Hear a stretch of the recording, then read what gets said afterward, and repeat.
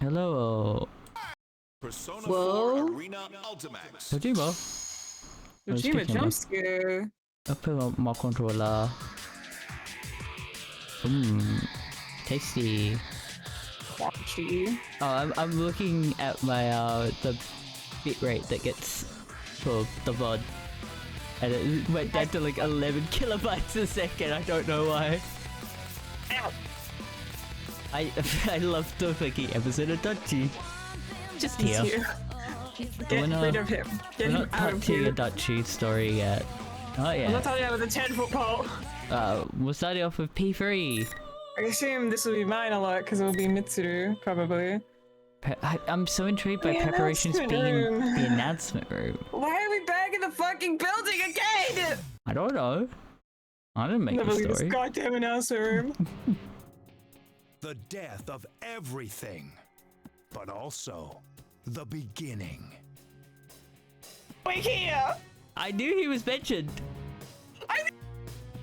But Dead. He is very dead. I'm intrigued. Why is he? Suspiciously covered eyes. He's some fucking shadow shit. He's already Wild-eyed died. I man. saw his death. I saw him die. People have filled the world, yet turned it into a void. The only hope of salvation lies in ruin. 2 claps. Did you work in a zoo? Because that's one huge pile of shit you're pushing around. I think I. Fatherly respects right there. Yeah. So, how'd that turn out for you, Dad? It doesn't matter now that you're dead as a doornail, does We're it? in the realm of death. We killed him and now we get to see what beyond the grave looks like. Yeah.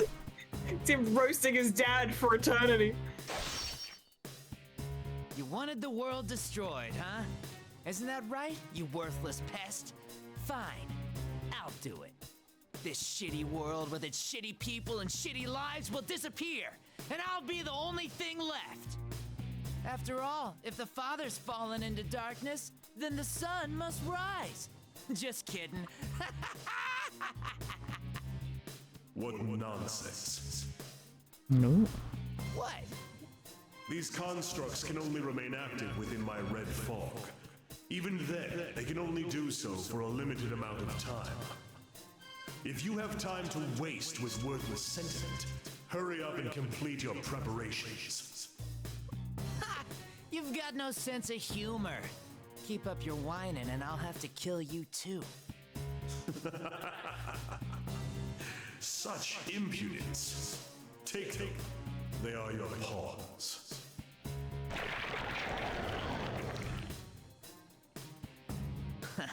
They're pretty well made. Fine, I've got the power I borrowed from you too. So now there's no way I could lose. Well then, time to make like a tree and turn over a new leaf or whatever.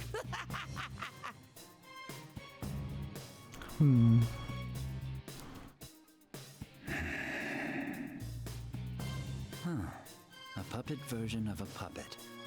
I'll make sure you get the job done this time.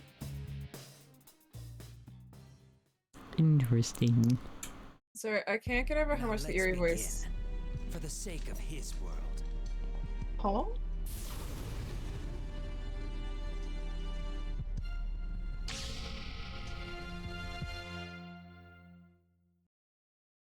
Interesting.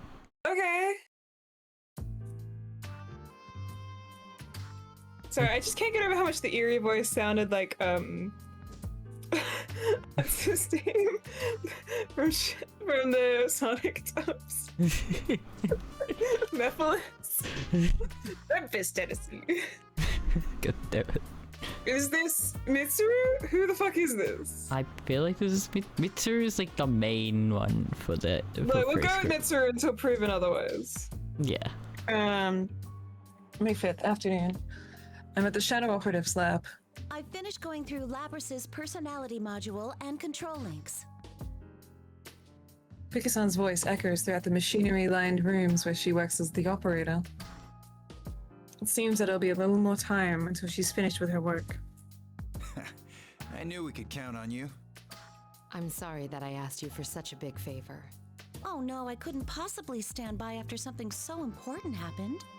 But, is it really all right for me to be doing this? Aren't you all part of some kind of police organization now? There's no need to be concerned. Even now that we've become the Shadow Operatives, this lab belongs solely to the Kirijo group. Shadow Operatives. The tutorial time. I forgot. How could I possibly forget? Been a bit. Fucking story 5. We need to tutorial the player again. How would they know the plot? I mean, this is Ultimax, and you could play this immediately after, like, without any care to Arena if you had already played Arena. And it was like a year or two off, or a year after Arena came out. So if you had already played Arena and you went on to Ultimax's story, you probably like. Yeah, but you don't get this story until you finished Ultimax's. Also, just not play it for a while. It's that kind of issue. Okay, that's on you though. A special unit under the direct supervision of the National Police Agency, organized to deal with supernatural cases that the normal police would be unable to respond to. In other words, cases dealing with shadows. This is one of, this is one of the laboratories under the management of the Shadow Operatives. The purpose of this place is mainly to analyze evidence gathered in shadow-related cases. Analysis of shadows, analysis of shadow matters. What? Oh. Huh? I guess. Analysis of shadow matters for scientific understanding and planning operations. Sorry, I was getting confused on the, like, shadow matters as in matters pertaining to shadows, or shadow matters as in the the matter that makes shadow. Yeah. Another objective is the maintenance, inspection, and service for anti-shadow weapons such as... No, it's Igus! Okay, It's Igus. Damn it, it's Igus! I didn't know if it was Igus, like, part or not, but it makes sense he hasn't spoken, but... I thought she was just sleeping in the chair while she's getting maintenance done. But it also would have made sense that it was, you know... Mitsuru, yeah. Because she's, like, the head of the group. Since I'm a member of the Shadow Operatives and am classified as a weapon due to my mechanical nature, I periodically undergo maintenance at this facility. Directly after the inauguration of the Shadow Operatives, Mitsuru-san had a state-of-the-art packing case prepared to transport me. However, the one slumbering within this case is my sister, who is also our new teammate, Labris, the 5th generation anti-shadow suppression weapon. I finished investigating Labris's mobility systems. All I have to do now is reboot her OS and perform some final checks. Thank you. How is she? She'd sustained some heavy structural damage, so I was worried, but thankfully none were critical. Since my sister had been forced to push herself far beyond her limit during the events of the other day, her entire body has taken serious damage. I'm glad that she's okay. Fukusan's words caused me to sigh with relief. I see. And what did you recover from her memory? I'm sorry. I searched through it, but I found no records that would lead to finding the one behind what happened. If we want to pursue him any further, we'll have to wait for a report from intelligence, but it seems that will still take some time. I see. I see Mitsuru-san tighten her fist with that quiet utterance. The culprit is someone capable of manipulating the data in my sister's memory. The possibility that they would make the mistake of leaving a trace leading to themselves is extremely low. Even when one knows the outcome, people often feel indignant when the last bit of hope is crushed. It is understandable. Our ability to find out who kidnapped my sister has been completely stymied. Ugh. Then we have no clues to go on. Don't be so hasty. We might get new leads from intelligence, right? Ever since that attempted airplane hijacking, we've learned that the Public Safety Division has been making some disquieting moves. If we don't make a move soon, there's no telling what they'll do to take advantage of the situation. We have to find a lead before they do anything. Though Akihiko-san has known Mitsuru-san for a long time, Mitsuru-san's expression remains stiff as he tries to console her. That's only natural. The shadow operatives are still in a delicate position with regards to where we stand within the National Police organization.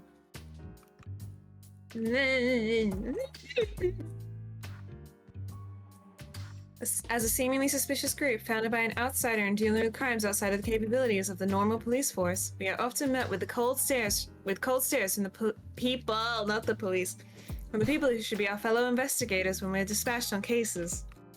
She's so wordy, okay? I know. I'm doing this. The logic of such actions eludes me, but I cannot pretend that they do not exist. I understand how you feel, Mitsuru-san, but we must solve one problem at a time. That is why we have gathered here today.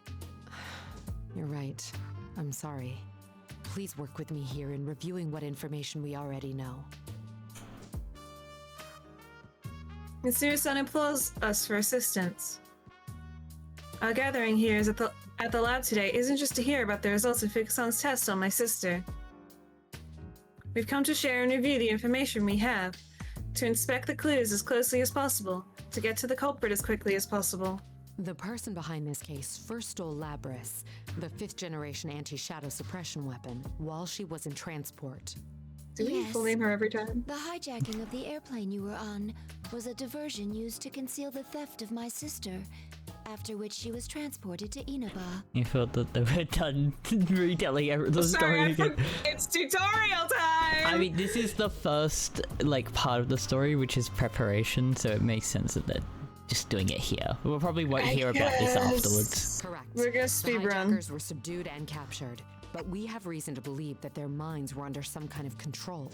I feel like the only time we might hear this again is probably during, when they're, trying to figure things out. You know? During the final boss. Yeah. Those who hijacked the airplane and transported the case had no memory of taking part in the crime. They did not recognize one another, had nothing in common, and were all ordinary citizens with no prior criminal records. They did, however, all claim in their testimonies that they saw red eyes through their interrogation. Though their interrogation is still ongoing, it seems that it won't be long before they are released. With all these points taken into consideration, it becomes apparent that this is no ordinary crime. The culprit waited until he arrived in Inaba to turn Labris on and fiddle with her memory. And then he threw her into the TV world, right? Where one's heart and memories manifest themselves. As a machine, Labris was able to control these memories in great detail. I just remembered something. You know the voice in Labris's story that talks to her? That tells her that she can have... Yeah, it's the same guy. Yeah! I forgot that happened! My brain was just remember that? And I was like, oh, right, yeah, that happened. Oh shit, yeah, the plot! I mean, it was a while ago we did Labris's story. It was so long ago. But yeah, it makes even more sense now. In other words, the enemy used her in order to set a trap for us. So yeah, at that point in time when you do her story and she hears that voice, and it's I can show you a better world and all that, that's when she was hijacked. Okay, that makes sense. Yeah. When we entered the television world in pursuit, we defeated her shadow and made indirect contact with the culprit. I actually really like how well done the story links together to itself. Yeah. Because you can actually pinpoint it a lot quite well to be oh, this point happens then and that point happens then. All that. That person revealed that his goal was to steal our personas by making us fight each other, which would weaken our hearts and turn our personas to shadows. I'm intrigued to see how the manga goes for this. There's a manga? Yeah, there's a manga for this. There's a manga for everything. There's a manga for all the games. I know that, but I know the mangas are generally not good. I'm intrigued. Once It's you like the anime, accomplish because that, they condense it. combine them all so we could have even more powerful shadows. Everyone falls silent. The mysterious person's motive was to gather and unify shadows. This is all too similar to something that This is all too similar to something that those of us gathered here will never forget. Shuji Ikutsuki. The culprit's speech pattern is consistent with Ikutsuki-san's mannerisms. His inability to use a persona matches him as well. Sorry, I But googled that's it. not possible. He Oh, what a first cover. Oh, the Oh. oh. Oh. Ultimate suplex hold one. Oh. Oh. Why is this the cover we decided? All the other ones are just normal illustrations of him. Side note. Well, yeah, but It's just like illustrations of him. Actually, that one has his dogs out. you just said no, this is shirtless you and he's got a cut. No. His shirt is on, but it is severely unbuttoned and torn. In only the sluttiest way imaginable. There's a fucking post I saw of like someone being a nuisance, and someone's reaction to it was just like, stop being a cunt if you're not going to serve. I'm stealing that. Okay, according to this very legal and not pirate site, there are 35 chapters. Yeah, it's not too long. The thing is, it's not the length of like a Persona game, so I feel like they could make this into a manga that's serviceable. But also, I don't know if that's long enough if they're doing every single story. I'm intrigued. I want to read it after I play the game because there's still what the fuck's going there's on. some fun illustrations. Yes. Sorry, I'm getting we'll distracted. continue with this. Sorry, That's I'm getting right. distracted. We've confirmed Ikutsuki's death. Or maybe there's someone out there besides Ikutsuki who still thinks the same way he did. If so, then the world we strive for is still far away. Mitsuru-san sounds as if she is in agony.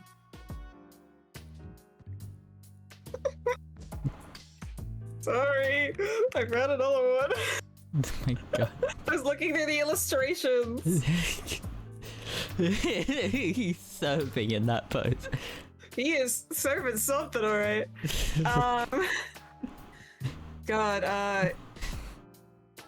Shuji Ikutsuki.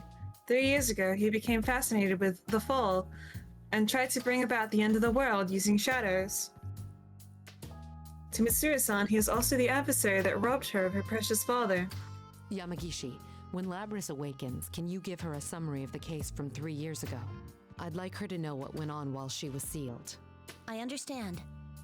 Can't you just stick that data into her memory? If we did that, it would just become a piece of data to her.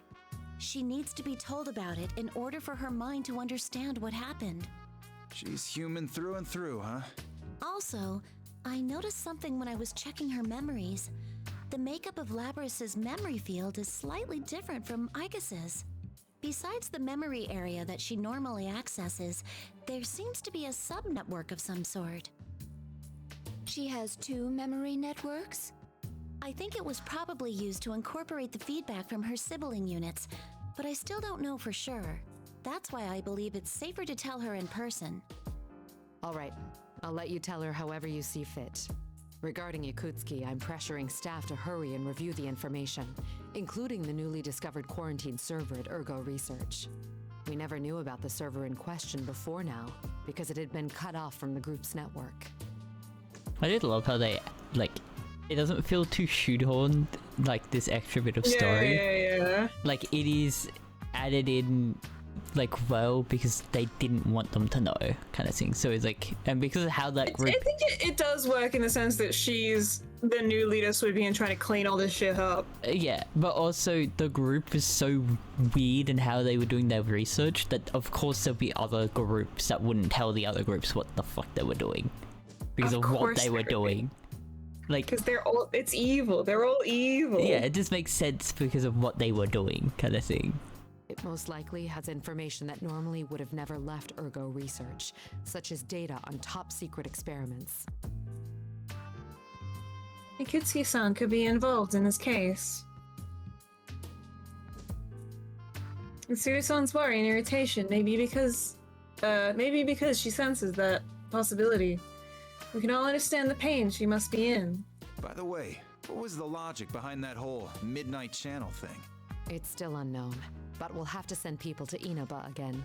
We're going to hold a meeting at headquarters tomorrow to discuss countermeasures. Huh? Alarm. Okay. Suddenly, an alarm. An alarm notifies us of an alarm that notifies us of abnormalities goes off and reverberates throughout the lab. You just have that? Okay. Yeah. Mitsuru's son quickly uses a nearby control panel to contact the staff within the facility. What's going on? The surveillance system detected a rise in shadow readings. It's currently stabilizing around a level 3 alert, located in that town of Inaba. There she is. My favorite character! She has art! She's She's really. a drag! She's official! She's real. She's real! I love her so much! Put her in X! Put her in X! I miss her so much. Give her a persona. Please! I need her as the main character! It's the anniversary. The first anniversary persona. Member we're getting. It's not Miku. It's not Elizabeth. It's her. Get Miku out of the way. Elizabeth, I don't know her. Beast Girl, my favorite character. I need a entire anniversary event about her specifically. She deserves the world. What? Looks like he's shown up already. That saves us the trouble of having to puzzle this out. Yu-san and his friends are in danger. Mitsuru-san, please give the order to dispatch us. All right, we'll leave at once. Yamagishi, leave Labras to Kikuno and accompany us. I understand. Well then, I leave the rest to you, Kikuno-san. Understood. No. Lady Mitsuru, everyone, please be careful. Kikuno, please come back and be relevant to the plot. No! No! I want her to be the player character. One of Mitsuru-san's personal domestic assistants, or should I say maids, Kikuno-san answers. So maybe. Wait, she was the one on the helicopter! She was the one fucking driving the helicopter! Yeah, I mentioned that when I remembered things. Well, you see, it's different between knowing it and seeing her about to go on the helicopter. I miss her so. I miss my wife Tails. I miss her a lot. Hikino-san and Mitsuru-san have a stronger bond than that of any ordinary servant and master. She is another of the Shadow Operatives. Historians would call them best friends. I saw a fucking post that was on Freddie Mercury. It's like him and him having a sleepover with his boys. And it's like him with like 7 men in a bed. And it's like sleepover. And I was like, yes. Yes, the sleepover. The sleepover. So, someone was also quite retaining that with he had a type and it was himself. Because they all looked very similar to him. That's hilarious.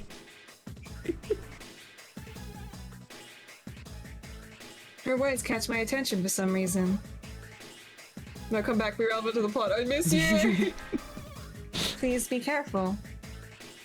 A very trivial expression of concern for our safety. I think I figured out who the gay people are on your phone. It's her. It's my entire phone is just photos of her. I miss That same her. photo like 100 times.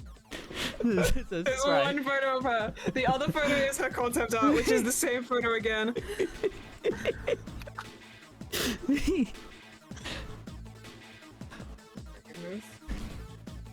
Oh god. Brushing it off as common courtesy would be simple, but I feel that she may be sensing something unusual regarding the situation that awaits us there. What could be causing this unease? Does Mitsuru-san know? Oh, hold on, Igus. As I am trying to decide on whether or not to look deeper into Mitsuru-san's state of mind, Fuku-san gets up from her operator's seat and beckons me over.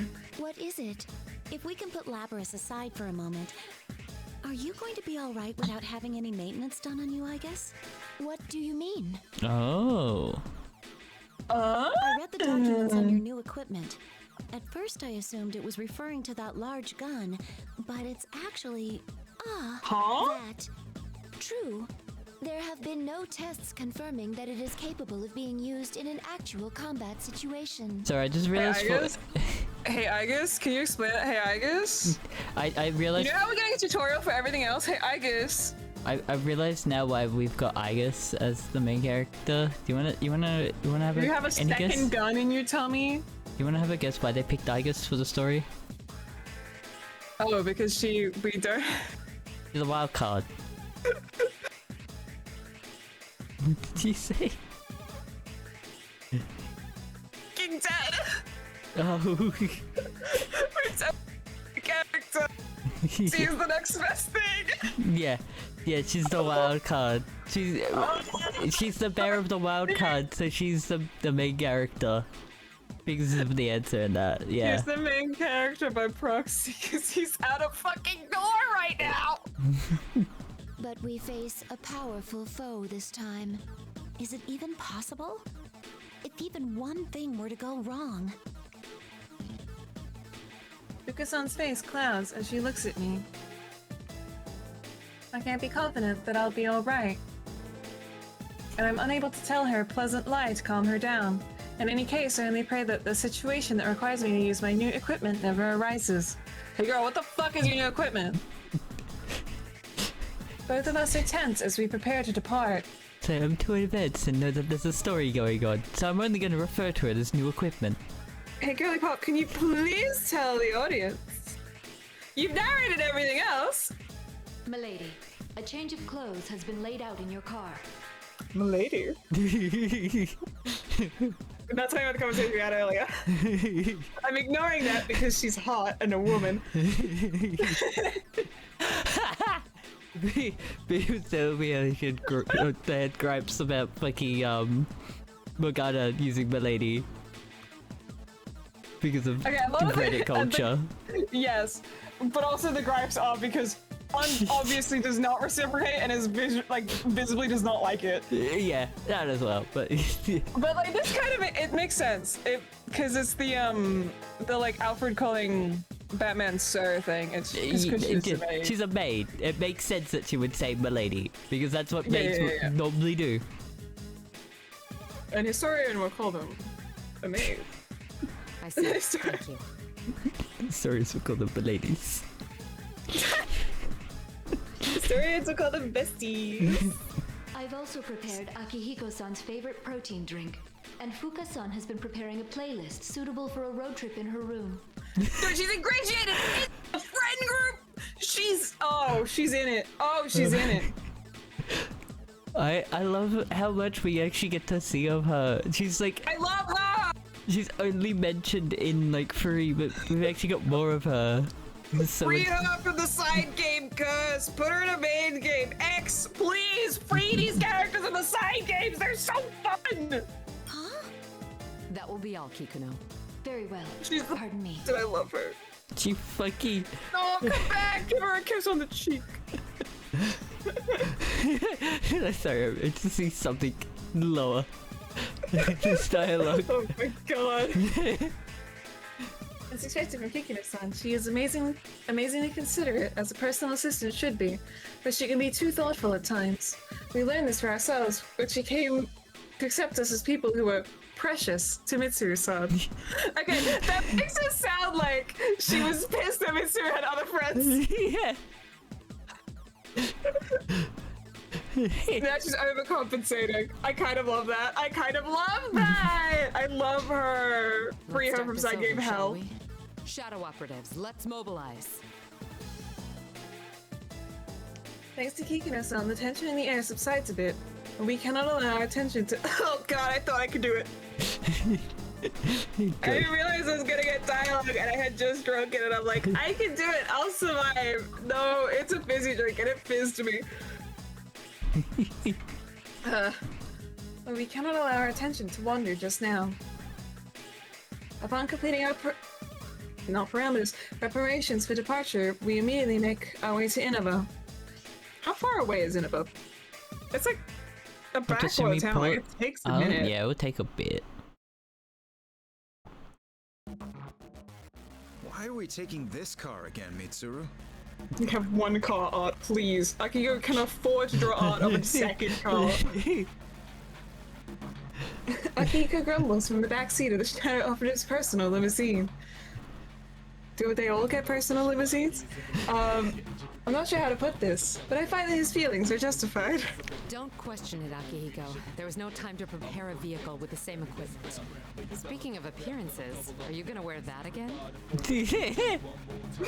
See, we are addressing all of the elephants in the room. I think, so one thing is, I do understand a little bit with, like, the limousine because of that fucking computer console that has all of the special equipment. They need proper room than, like, a car. Excuse you. That is Akiko's favorite battle cape. Yeah. It's necessary in all battles he goes to. He needs it.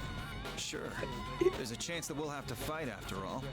These clothes give me the flexibility I need. Man, Aerodynamic.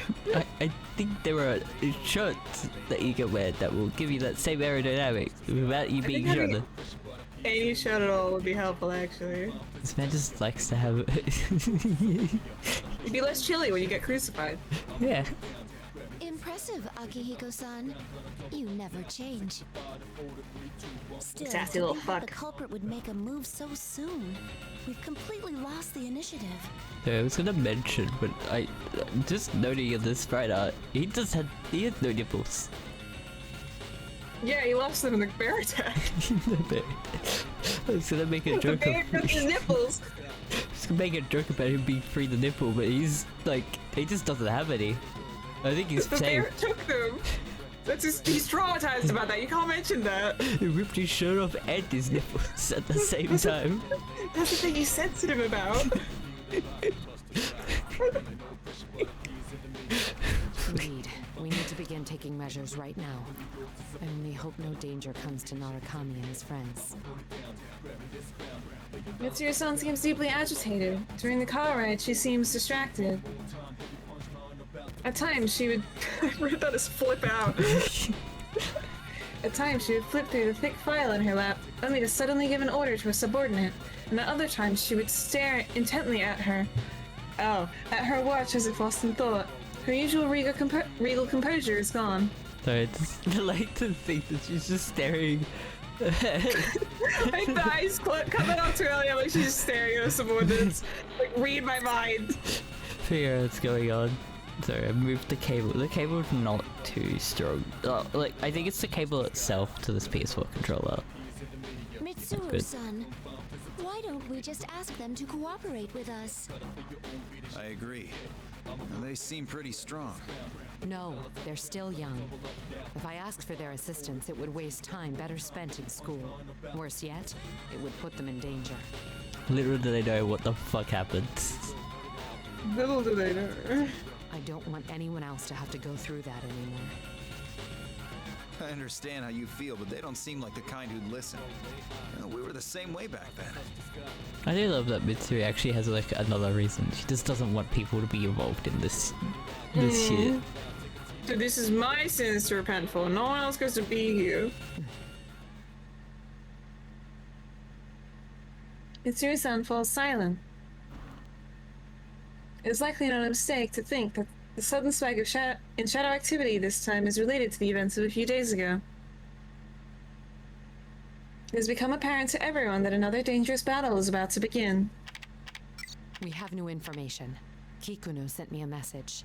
I tasked Kikuno with reviewing Ergo Research's quarantined server. But it seems new evidence has come to light regarding Ikutsuki, who we discussed in our earlier conversation.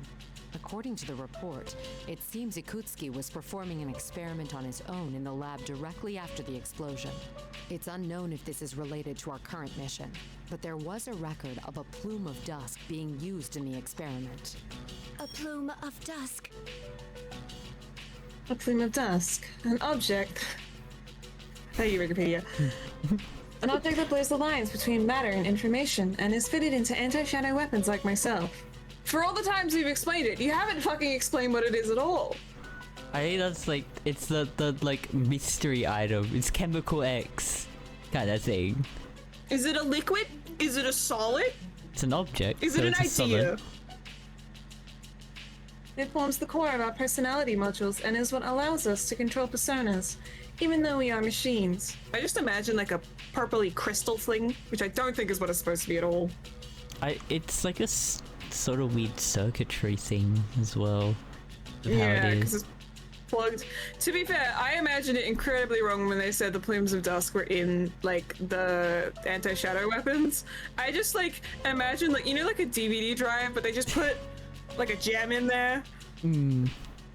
But see, the issue is that I hear dusk and I think of Duskstone from Pokemon.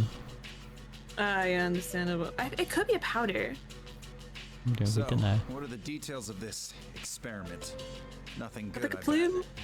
A plume is a feather, so Ikutsuki was. a bitch. The limousine's engine suddenly roars, drowning out further conversation. Seems the road we are taking has begun to climb a steep hillside. As the car takes a winding road up the slope, I can look down through the window and see lush trees along the mountainside. Oh, question mark. For a moment, I thought I sensed a shadow reading. Could it have just been my imagination? Yamagishi, tell me our current location. One moment. I'm looking it up now. We're currently in Inaba Pass. We're almost at the target coordinates.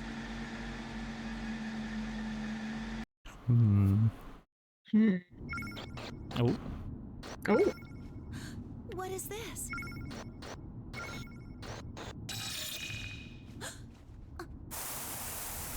Ooh. ad time, bitch. Was that? What's wrong?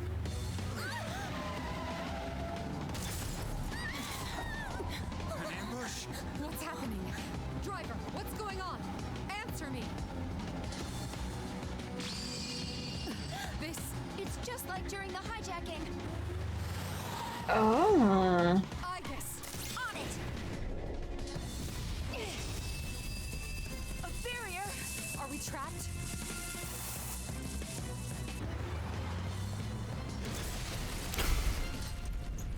Oh shit. Holy shit. Maggie! I do love that she immediately was like, I guess kill that guy. Oh yeah, because they weren't here when they joined. Yeah. We get to see how they got here. Okay. Oh, that's a new bot message. Huh. Yeah. So we had Shadow Operative's lab, which was. Would you believe in the Shadow Operative's lab? I can't believe that. What do you mean? And an ambush in the limousine. Do you want a break? No, I'm fine. I just don't remember what voice I was doing for Yukari. It's been actually ages. Here's the other thing, B. This is a different voice actor. It's probably like an voice. No, it's Teacher Girl. from 5. No, the voice I did for her. Oh, we get to see her. Yo! Phoenix Rangers! Featherman victory! So, you've come to fight me, Featherman! Merlion, the evil forces have fallen! Stop here! How dare you oppose me? Minionlings, get them!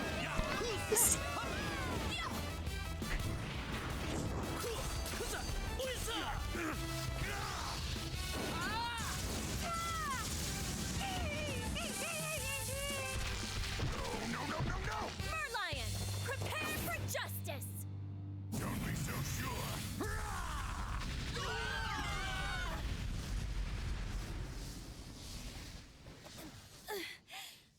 Everyone, I've had enough of this! Ultimate Arrow!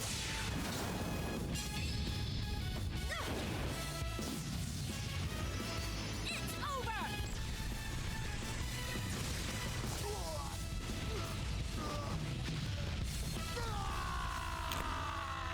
I believe it. It's a Fioji. And cut! Perfect. What a take. Thank you very That was a much. special effect. How the fuck did you do that? Well done. The fuck you murdered that man. Just imagine we're in real life. How did you get that bow?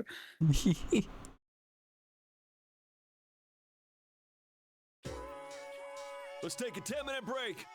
Also, I'm pretty sure her VOD references that. Yeah. Which is fun. That is really fun.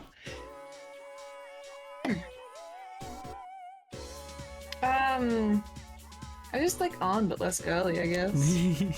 Angie. When the director calls us out, the tension in the area dies away. I make my way to the simple tent used as our break room and take a sip of my drink. My scenes for today are done. I'm tired. You're on a roll, Featherpink. Huh? Do you think so? The directors had nothing but good things to say, too. Looks like this will have a positive effect on your main job. Speaking of your next shoot. My main job? My real job's supposed to be studying in college. I wipe the sweat from my brow as my manager excitedly tells me about the schedule for my next gig. I've always had an interest in fashion, so I started taking modeling jobs as a way to earn some pocket money. It's pretty tough, since I've had to do things like pose in the middle of winter in just a t-shirt, but thankfully I'm able to get a steady flow of commissions now. Trying to manage both classwork and my job as a model was already hard enough when my manager applied for an audition for a live-action show without my consent, claiming that I should broaden my work horizons. When I mentioned that I practiced archery in high school, it really got their attention. It all makes sense to me when I learned that Featherpink's weapon would be a bow and arrow, though. As a result, I ended up as protector of the Earth in as a protector of Earth in a kids' superhero show starting this year.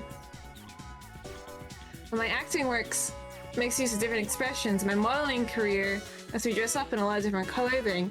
Kind of makes me feel like I'm changing who I am, too. It's insanely busy. It's fulfilling and fun. And yet... What's wrong? Something troubling you? Oh, not really. I check myself and Sirius Senpai still hasn't sent me a response. Oh? Her maid has competition. There's always competition, B. There's always competition. I have tomorrow off, so I emailed her earlier asking if she'd like to spend some time with me and go shopping.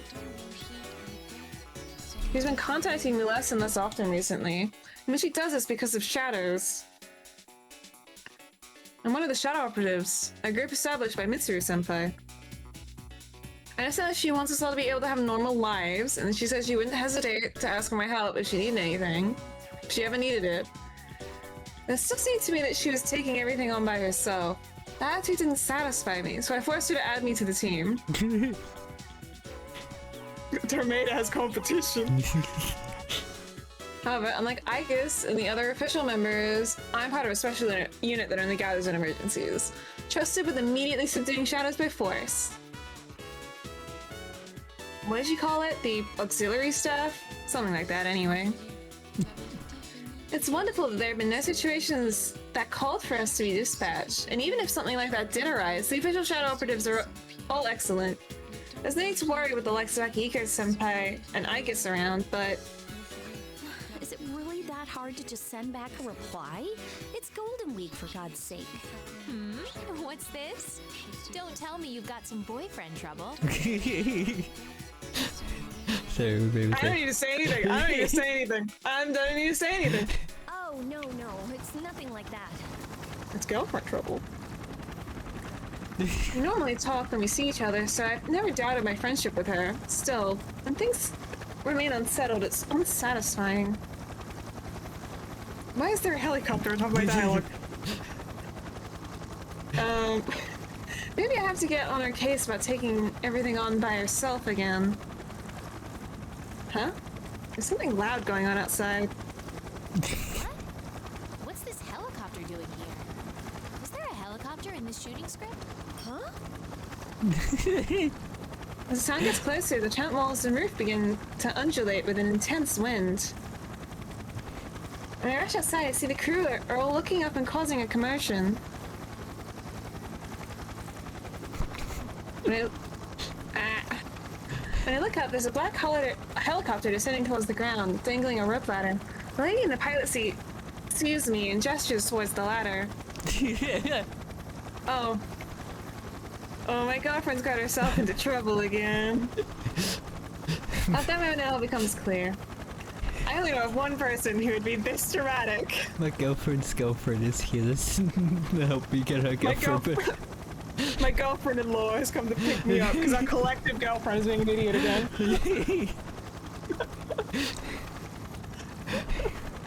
I was going along with like my wife's boyfriend. My wife's gonna be a boyfriend. This is my boyfriend, and this is my boyfriend's boyfriend. Did you read the last line? I did. Yeah. I'm glad she came, but she's making too big of a scene.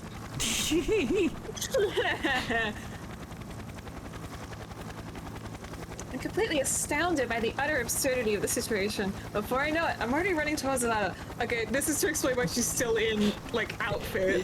She did say that she was just at a recording when we did see her in Fours. Girly Pop, you don't own that costume. You can't just leave with it. You carries irritation. Oh boy. Yeah. That's it. That's what a weird nickname to call your girlfriend. The honor student. Because he's a fucking nerd. The similarities between him and Akechi. It keeps happening. Oh.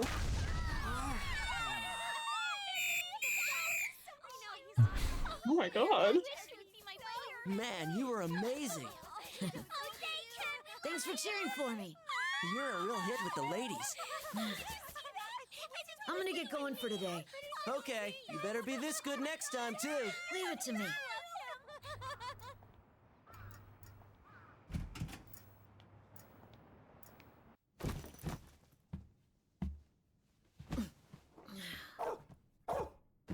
Hey. You there? Best boy.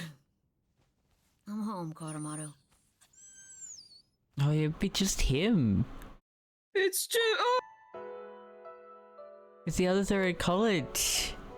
Would you remind me of this? I do love that he's in the same dorms that they went to. Incredibly fucked up. Why would you remind me of this? It's just him and Koromaru in the dorms. Is Koromaru gonna move out of the dorms with him when he graduates? I mean, is Koromaru's carer. Well, no, Koromaru's his own boy. He goes wherever he wants. He's the shrine dog. He is, but Ken's been looking after him, so I don't know if he'll follow him. His boy. There's some time until dinner, so I decide to leave the dorm again with Koromaru. This Gekko-kan. Gekko-kan dormitory is where we live. It was briefly closed after Mitsuru-san and the others graduated. All the equipment from a few years ago was removed, of course, but with the increase in students at Gekko-kan, they decided to reopen the dorm. I applied for a room as soon as I heard. No, does that mean main character's room now just has a random person in it? Yeah. I'm gonna cry. The reason I did was because of Koromaru. He had been in Aiga-san's care, but at this dorm he'd be allowed to live with me. Also, to be honest, I felt that living here let me stay close to my companions who are fighting even now. Does this say heartwarming? Knowing, he immediately was like, I've got to go back to living in the dorms. I'm gonna sob. And also he gets to take care of Koromaru. Koromaru also being in Aigus's care for a bit of time. Fucking cry! I can't deal with this. Back then, everyone took turns walking Koromaru. Now, it's my job. The path to the nearby Naganaki shrine is Koromaru's usual route. Koromaru is quite old for a dog, but he's as he trots along at his usual pace, along our usual path, it makes me think of for a moment that all the fighting back then was just a dream. Only when I'm watching Koromaru walk like this can I forget everything and feel a little at ease.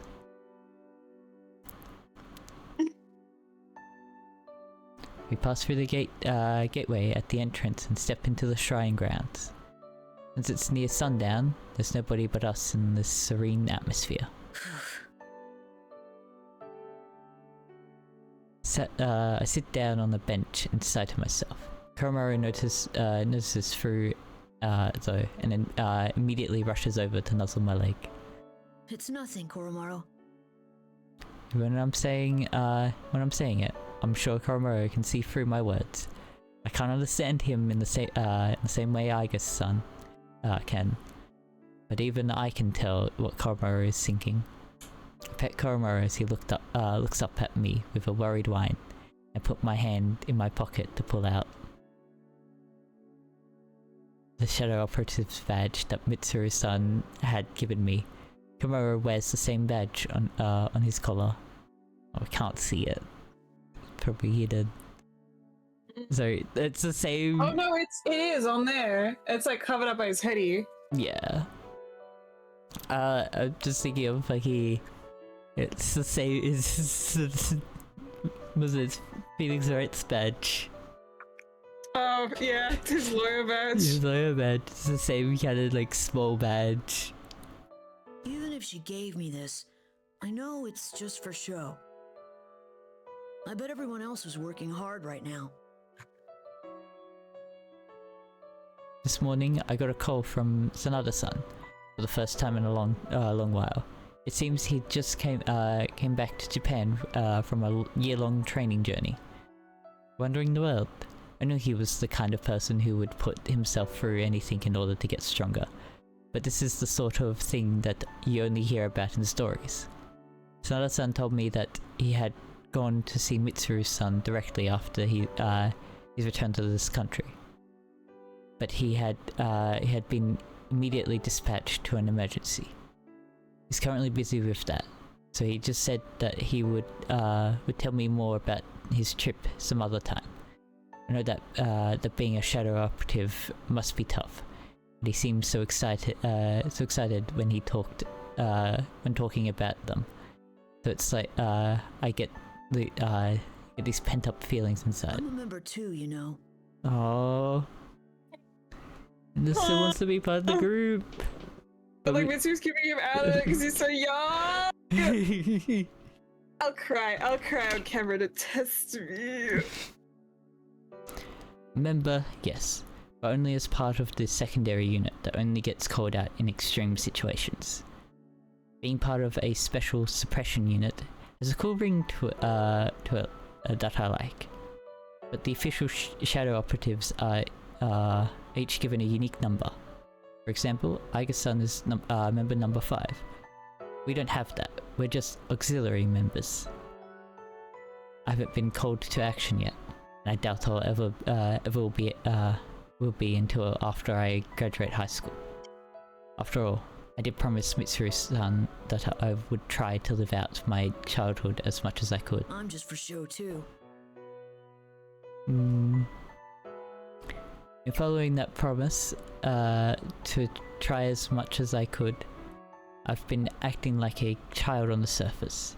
An average middle school student, studying, helping out with club activities, and even taking part in the student council.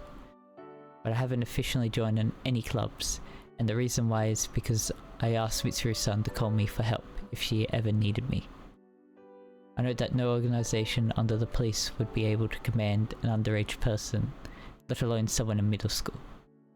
I'm only a shadow operative for show, and only a child for show. I forget how much Ken has so much like fun characterization to him. Oh, he is so dude. He was a child ready to murder in the game. He is so much, and I love him. He did more than what Akechi did. He fucking sick. No, he didn't actually get that kill. It's the bloodlust runs in the family. He went to, and then he like, you know what it he like. got close. Well, Akechi did murder people. He got closer to the murder than Akechi ever did. Akechi murdered by proxy. Yeah, but then also he got. He had a gun in the real world. No, he didn't. He had a spear. He was ready to spear a man. Yeah, and then he got was being told down. So like Did you get talked over about by the guy you're planning to murder? Yeah, well, it was because it was him, but he could see that he was also in the same situation as Ken, and it was like, yeah, it was himself. It's like so many of the games have so good like character stuff. Oh yeah. If this continues, I won't know when I'll ever be able to go back to who I really am. Making my life my own is actually pretty hard. Sometimes I lose sight of what I'm supposed to be doing. I think back on the words left by the person who saved my life. I thought I'd come to understand them at one point, but as time passes, other emotions begin to rear their It's heads. completely dark now. We should head back home, Koromaru. I wonder if I will be left behind like this. Would things actually be better if I just forgot about everything? Or could I live with myself if I had the power to fight, but did nothing with it? I've been thinking about that a lot. I stand up from the bench and look across the dark, quiet temple grounds. I wouldn't reach an answer just by thinking about it. I know that, but at that moment, Tomorrow suddenly barks at me. It's been a while since I heard him bark like this. It's gonna get more and more mellow these days. Oh, he's been getting more and more mellow these days. What's that sound? Some rhythmic noise is approaching from up above. The wind becomes stronger, and the trees around the temple begin to rustle. Is what he's moping around about. It's finally his time. It's finally his time. I look up to the sky and a bright light turns on high above. As my eyes adjust, I see a previously hidden black helicopter in the otherwise pitch black sky. It's like something out of a movie. Is it the military? No. That can't be right. As if to answer my doubts, a searchlight streams down, pinning shadows to the ground. Something happened. Something's happened. That's my first thought. I don't know why, but for some reason, I sense elation. Yeah. Elation. Elation rise up through my body. Let's go, Koromaru. I grip my Shadow Operative badge tightly, then thrust it back into my pocket as I take a deep breath and run towards the helicopter. Oh, on the helicopter is Labras. I want to know what they're like meeting Labras for the first time, or that like brief moment. Yeah. Yeah, Labras' dream. Oh, about me, Labras. Junpei's dream. Hi, Junpei. Hi, Junpei. You're Oh here. God, New York. I'm walking here. I'm walking here. Where am I? Oh. An azure ocean spread out before my eyes. A gentle breeze brushes my cheek as I stand on a blindingly glistening beach. The sun shining from above. The sound of waves is calming. What am I doing here? Wasn't I going through maintenance at Mitsuru-san's place? I retrace my memories with a hint of bewilderment. Because I've been severely damaged in the recent battles, I was to undergo full repairs at the laboratory in the Shadow Operatives facility.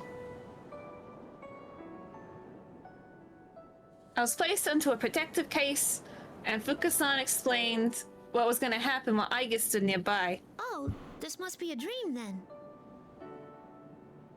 I vaguely remember this sensation. It's similar to something I've experienced a number of times before. Do you think this is the other memories that she's got? You know, the data bank that she's got in her mind? Maybe, yeah. Fuka-san said that she'd shut down my consciousness during the maintenance, thus I shouldn't be able to dream. Is this a random phenomenon occurring during my reboot process? I'm dressed like this again. I'm wearing the uniform of Yasogami High. My arms are human arms. Since But since what's in one's heart can be reflected in dreams, this must be one of my desires. Still, I know it's nothing but an illusion. I understand. I won't deny it any longer. This isn't really an appearance that I wanted to recall so soon after what happened yesterday. But it seems to me, deep within my heart, won't let it be that way.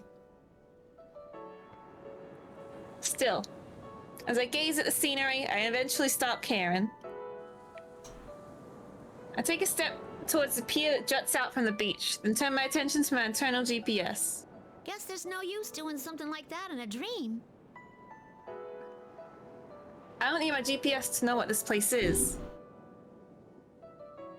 It's where I had a certain wish in my heart some time long ago. It's so beautiful. If this really is a dream, maybe I can keep going.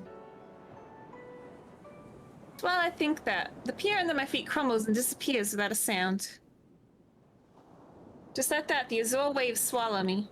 What Oh, the same thing! It means the same thing! Mine sounds prettier, fuck you.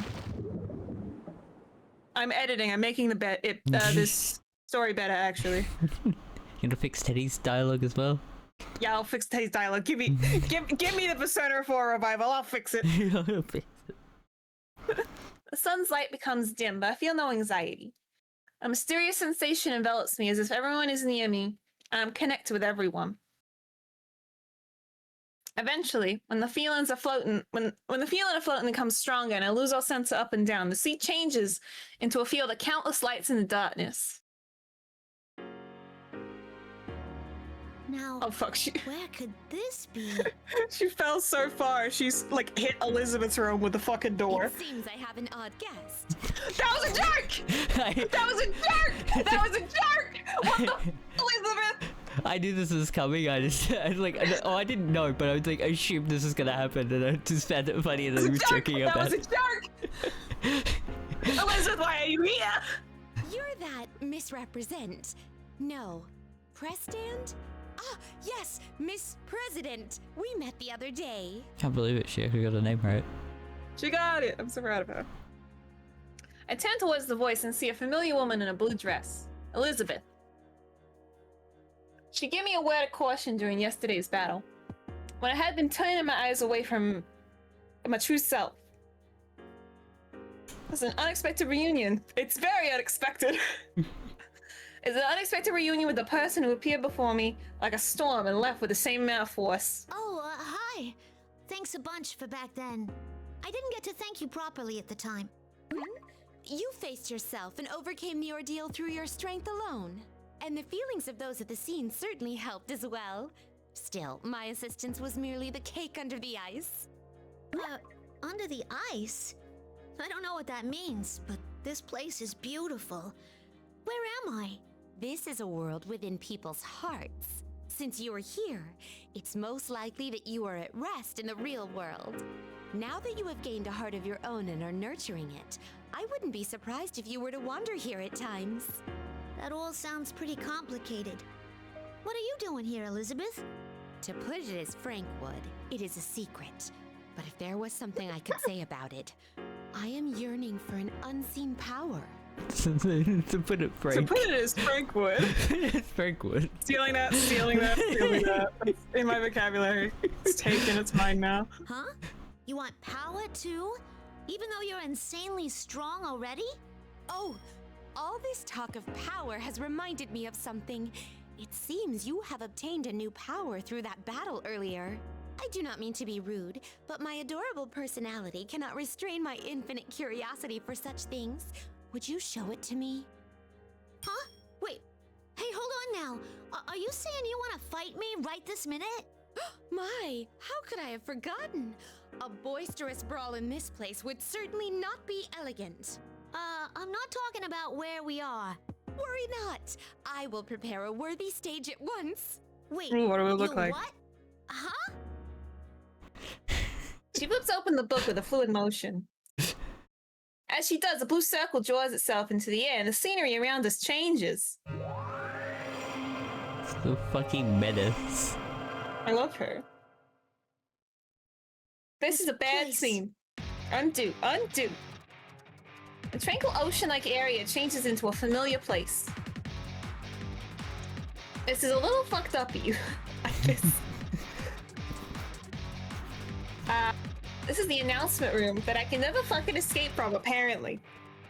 At the school that I created. Beyond the glass is this red stained room hanging.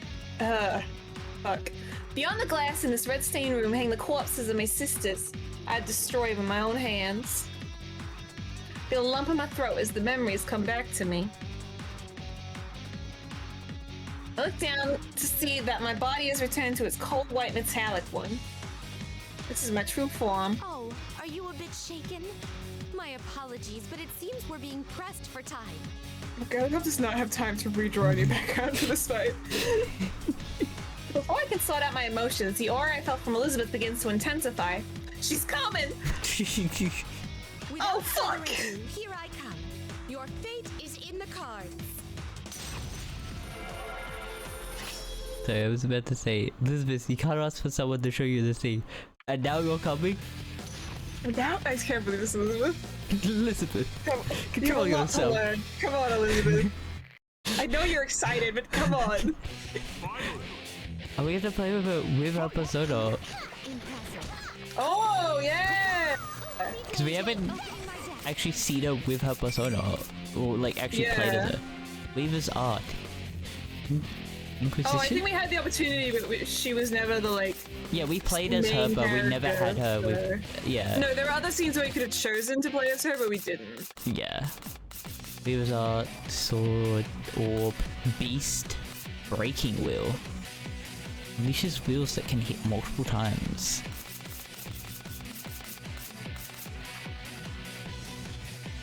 Oh. For an unblockable cost HP? What buttons are those? I can get it with L1.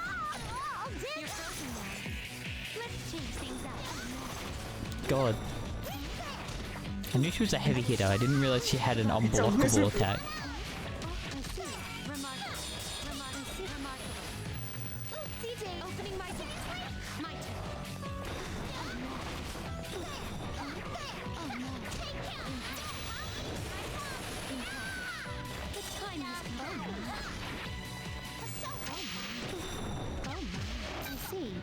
Is that like a... sorry, see ya as I dodge away.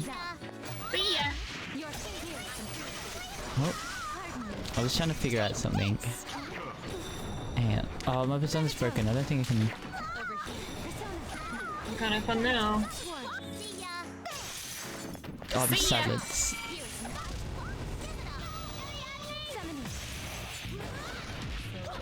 You gotta see this. I was gonna comment on the fun battle Velvet Room theme, and then you did the thing which changes the music. Elizabeth! You fucking killed her! I love it! Because it's the lie down pose, but she's just sitting there. Waiting to be cut waiting for it. She's ready. She's fucking waiting for it. Well done. I have indeed witnessed the power you have acquired. While I was preoccupied with fighting Elizabeth, I remembered something. It was a bad idea to fight Elizabeth. This is the place where I faced myself and gained something precious and irreplaceable.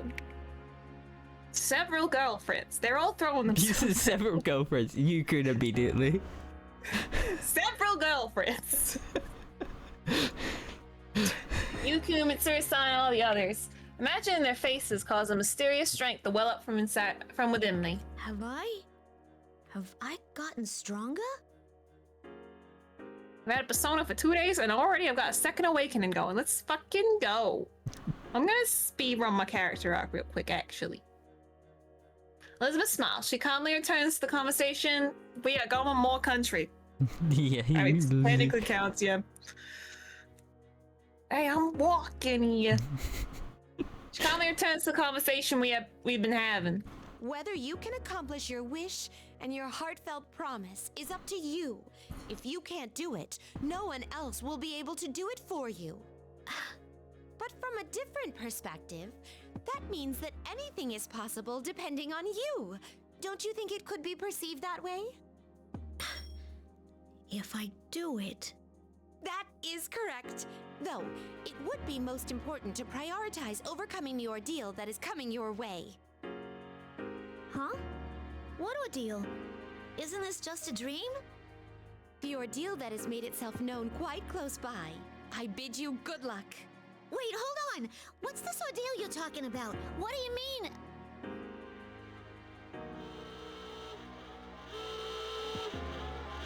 As that mysterious prophet leaves without telling me fucking anything relevant. Love it. The ordeal is soon. Yeah. See ya! What do you mean ordeal? What do you mean ordeal? The announcer begins to fade to white and disappear into the distance as I hear a siren-like sound. As if in sync with the sirens, Elizabeth begins to glow? Begins to grow hazy as well. Wait, you have to tell me more! So I'm sorry, Elizabeth is allergic to that. Yeah. My own voice is lost in the warning sounds that crash over me like waves. I just need to talk to her. Just a little more.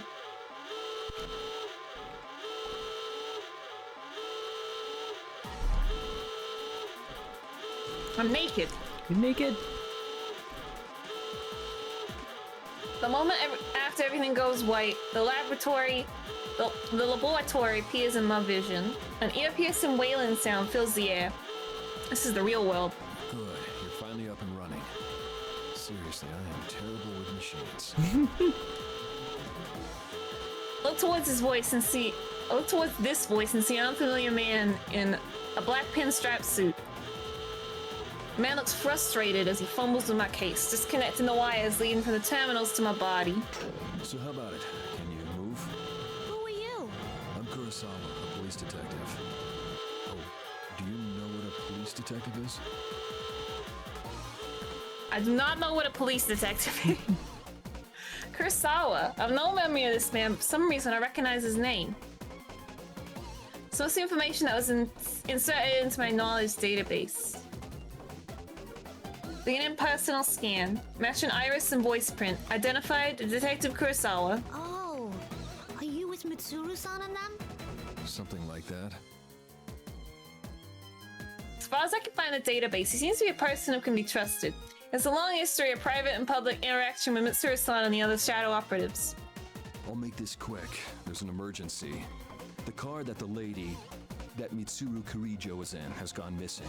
Mitsuru-san? What do you mean? An emergency? An emergency? She's missing? Only after hearing this do I pause to re-examine my surroundings. The siren must be in response to those ongoing events. I'm unable to get a grasp on the situation and only become more confused. We'll talk later. We need to get to the roof. As he speaks, Detective Kurosawa tosses me a small bundle. I open it to find the Asagami High uniform I've been wearing in my dream. Does he want me to wear this? Well, yes, he doesn't want you to be naked. Also, I'm still perplexed. The devs are gonna make another sprite for you without the uniform. Yeah. Come on, man. We can't afford for you to have two sprites. Well, I'm still perplexed. I put on the uniform Detective Kurosawa gave me and followed him as he runs into the stairway. It's just slight screen shake. I see his gun is drawn. As we bound up the stairs, I desperately ask him the questions boiling in my mind. Kurosawa-san, are Mitsuru-san and the others okay? Who took them? Go quietly. We've got to hurry here. We were being pursued, too. I'm taking it back for a moment. Shadow operatives may have been a part of the National Police Agency, but their existence has been kept hidden from the civilian population. This lab's very existence should be hidden from ordinary people, and yet it's been attacked. Enemies? Hey, I could... Don't. The ones coming after us are human. On top of that, they're from public safety. It only confuses me more. What's going on here? The public public safety group are at the very top of the National Police Agency's Security Bureau. They should be on our side. Why'd they be coming after us? Not my lip in fear. I thought that I'd finally met people who understood me and that I finally had a place where I belong. Yet now I've awakened. I've been pursued by armed people once more. People are supposed to be on our side at that. Painful memories of Yakushima return to my mind. I shake my head trying to clear those thoughts, but it's not easy. In that moment, Detective Kurosawa speaks up, as if he can see through my emotions. I know it has to be tough, but bear with it. That's how you live, by fighting. His words snapped me out of my reverie. That's right.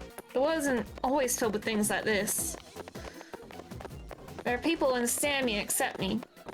And they're all staying right at my side. Had I not made my own decision to protect these people? Thanks, Kurosawa-san. Say, want to take a shortcut to the roof? I have a jetpack. With that, I pick up Kurosawa-san and run ahead. I'm gonna do everything I can. Hey, what are you... It's fucking bridal carrying you. Okay, but like when she's not using her axe, it is wings on her back. Yeah. I jump and ignite the boosters on my back, and then kick off the wall. It's a bit of a rough move. I've determined that it's in our best interest to proceed as quickly as possible in this situation. Here we go! Whoa! I shoot up the staircase to the next landing, where I kick the wall again, since it's flying up the staircase in the opposite direction. He's wall jumping. Okay, if all trans women can double jump, what do you have to be to wall jump? A robot? Not binary? Oh shit, no, she's a robot. She's only binary. Yeah. Ah, fuck. If she was not binary, I think she would die. No, they took my binary. I repeat this a number of times, rocking us up the extremely long staircase and allowing us to reach the door at the rooftop in less than a minute. I have given him whiplash. You've got some nerve. Sorry, but... It's fine. Looks like I can trust you to get things done. Dr. Kurosawa seems pale. But he still stands up, and I see the strength of will in his eyes as he speaks to me. Well, from here on, this is a battle that only you can fight. He opens the door slightly. The chilly air from outside brushes in through the gap. I'm putting their lives in your hands. Kurosawa-san opens the door fully, and the wind whips at us. You need to be continued, or... Cutscene. Cutscene? Dude, we're getting spoiled. No. All the budget they didn't draw backgrounds with went to these. Go now!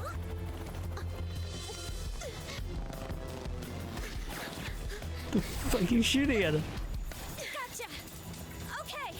Kikuru-san, let's go! And she is speed. My girly Paul. I miss her every day.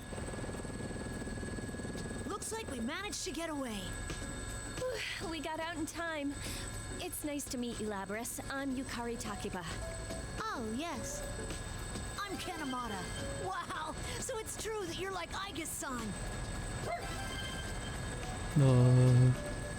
Oh, and this is Koromaru. Huh? A dog? He's not just a pet. Koromaru might not look like it, but he can fight as well.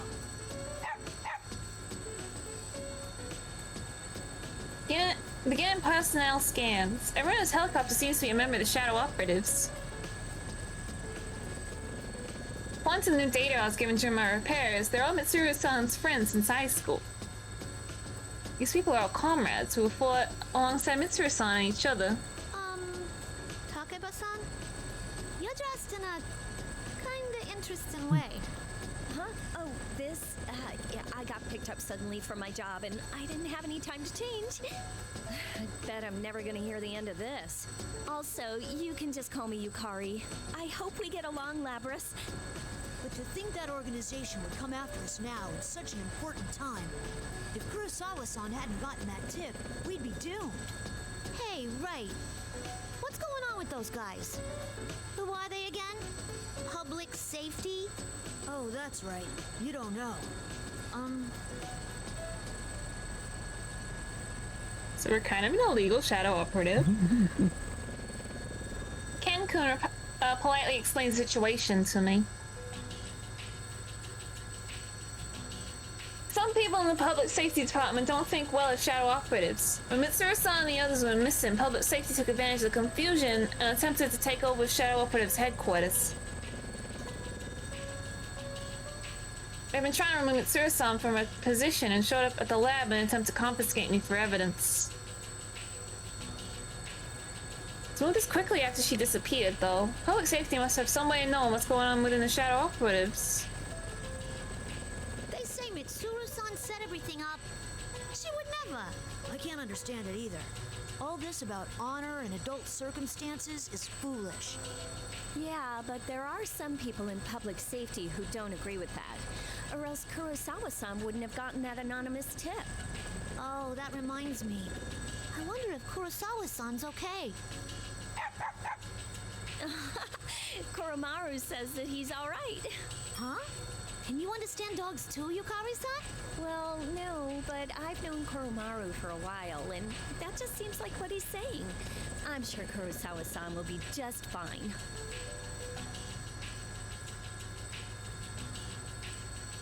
Kamaru-san's white fur reminds me of something. Snowy. My friend who I met on that southern island. I can tell from Yukari-san's words that all the other people in this here helicopter know each other very well. So where are we going now anyway?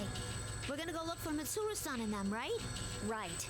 It looks like there was an increased shadow reading someplace called Inaba, and they were headed there. We'll go that way for now. Inaba. That's right, this could be a continuation of the events from yesterday. An ordeal. Elizabeth's words from my dream echo in my mind. Don't look so gloomy. I'm sure Mitsuru-senpai's fine. She's got Akihiko-senpai, Fuka, and even Aigus with her after all. Oh, right. You're Aigus' sister, aren't you? Yeah, that's right. I was made just before her, though. You seem so stiff. You don't need to be so polite with us. I heard that you were an earlier model than Aigus-san, but you don't seem less advanced at all. You seem perfectly normal. Do you fight with that axe you're carrying? Could I touch it?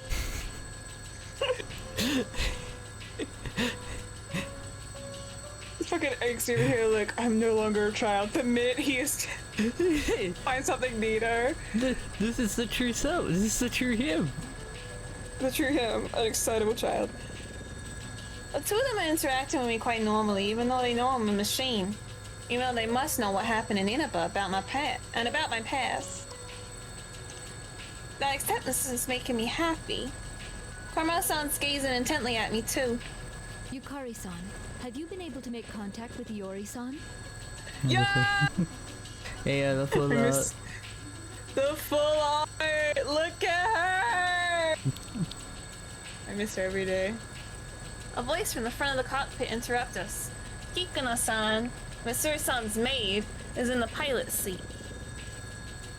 She seems demure. But if she can pilot a helicopter like this, her skill seems to know no limit. But I've been told that Kikuno-san isn't a persona user. Isn't it dangerous for her to come with us in a situation like this? I completely forgot. Hold on a sec.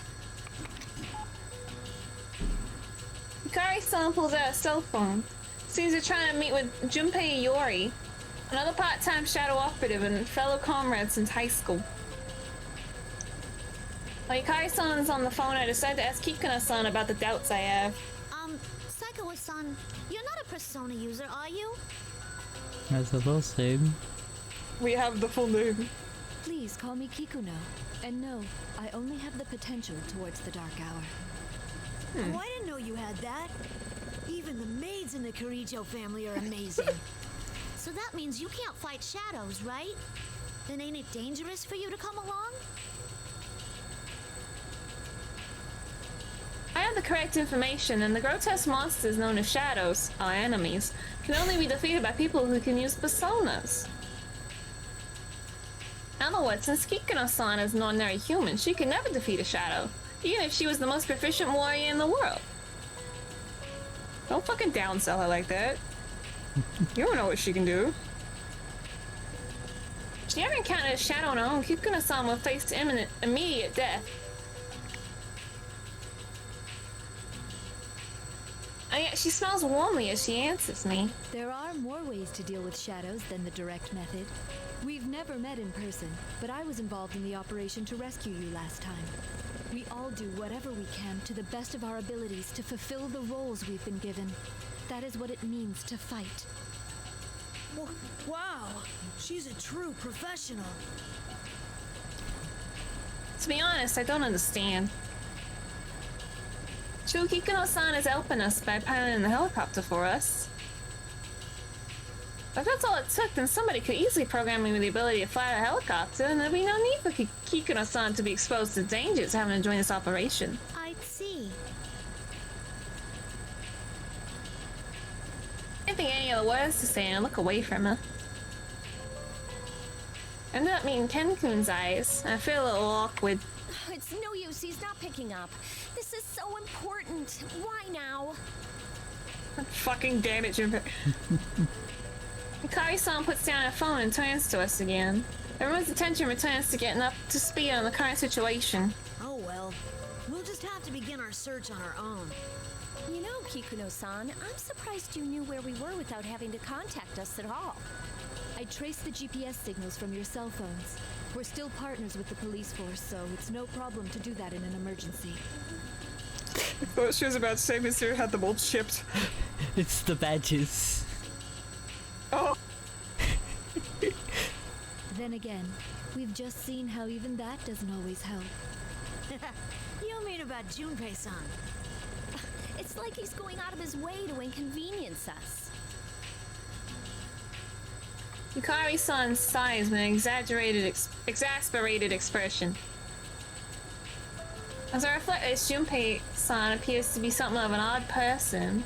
Kikuno-san taps her armrest as if remembering something. Oh dear, I almost forgot.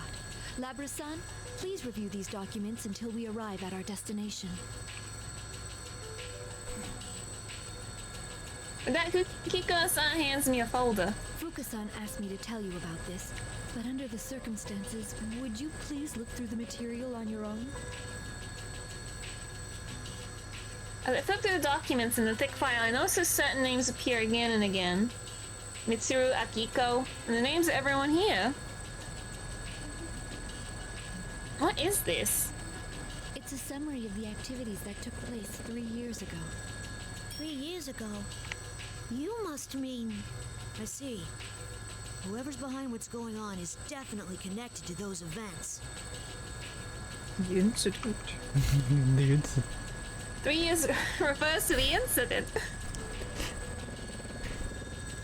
Refers to the incident leading to Mitsuru-san and the rest meeting one another. I haven't had a chance to go over it in detail, but supposedly it's the case that became the impetus for Mitsuru-san to establish the Shadow Operatives. And the bonds that they formed among each other, they were nurtured through the battles they took part in back then. Such deep connections look radiant to my eyes. I decide it's important that I learn more about what's happening then. As important as learning more about who, or whatever, is behind the events going on now. As if I wanted information... If I just wanted information on it, I could easily just transfer the data directly to my memory. But by actively reading it like this, I'll be able to understand what happened. Her thoughtfulness of treating me the same as a person makes me happy. Kikuna-san glances at me once more and nods slightly as if in approval. I think it looks good on you. A proper appearance is important when going out on a grand stage. Does she mean a uniform I'm wearing? Oh, I get it. She must have been the one who prepared the Yasugami uniform that Kurosawa-san gave me. That sudden compliment is a little embarrassing, but I can't help but smile. I mean, this uniform, to me, it's proof of my connection to Yukun and his friends. Thanks. Kikuna-san reacts with a small smile and then produces some other items. Yukari-san, Ken-san, I have acquired evokers and suitable weapons for you. Hold a gun. Wow, thank you. This would be the best for me. I feel how much they changed them from being actual guns in, like, the later games. We should go back to guns. Ken takes the spear from Kikuno-san and sits back with a satisfied expression. That spear is longer than Ken-kun is tall, but he seems confident. Wouldn't such a weapon be too unwieldy for him to handle? Kikuno-san, what is this? Kikuno-san hands Yukari what appears to be a large pink bow that perfectly matches the suit she's wearing. Upon seeing it, Yukari-san looks baffled. It's the ultimate arrow! Is he it? Yeah! Remember, he's a big fan! I think you forgot about that. He's a big fan, he talks about it. I forgot! I did the, like, series that you are obsessed with, your best friend becomes the lead actor on. Yeah. Dude, It's so pink. he's gotta bully her for, like, behind the scenes shit. Do you know he's gonna be annoying her, making her sign, like, a million things? Yeah. I acquired reference material from the publisher and had it made. Don't worry, it's more functional than the prop on your show. Iconic, I love her, amazing. Kiss on the I'm pretty forehead. Sure that makes it the best bow ever created, but In actual combat, I thought that using a form factor you're comfortable with would be best. Oh, I wasn't expecting you to have a logical explanation like that. Was my You were just arrangement into it. unnecessary? yeah, it was unnecessary. No, it's fine. I like it. Can I see it for a moment? I love him! Dude, looking away. He's embarrassed that he's such a big fan. As Ken-kun reaches towards the bow with interest, I sense the helicopters tilt slightly to the side. We're circling around. Please hang on to something. The helicopter leans more sharply as Kikuno-san speaks. It seems that we need to take on more fuel before we reach Inaba. I reflect on Elizabeth's words as I look down on the view spreading out below us. It reminds me of that mysterious sea-like place.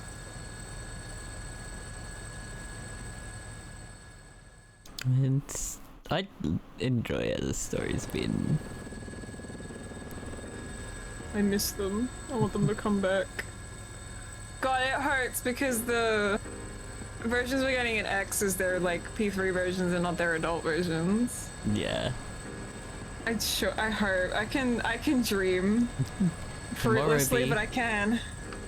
Tomorrow. The update comes out tomorrow.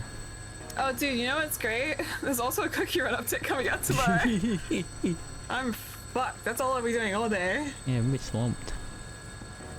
The air in the helicopter's heavy. Upon reaching the last known location of Mitsuru-san and the others, we immediately see the guardrails broken as if a car had smashed through it. Look down the cliff and discover a black vehicle below, unmistakably Mitsuru-san's limousine. With no skid marks on the road that indicated break-in, and the car's body was seriously damaged. It appeared to have been going at a very high rate of speed when it hit the barrier. Everyone paled in an instant, and we were all at a loss for words. But the driver was the only person in the vehicle. And though he was injured, there was no traces of blood from anyone other than him in the car. Suspicious.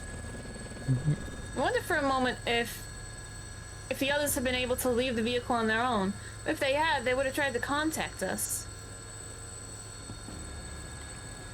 It also seems odd that they left an unconscious and injured man behind. Furthermore, there were no footprints around the vehicle at all. We did another search for the GPS signal. There were no signs of their whereabouts. Left us with only one conclusion. I hate to think about it, but does this mean that they've been captured? Let us be optimistic and assume that they're still alive. If they were captured, then the enemy values their lives and will do no harm. We do have a chance.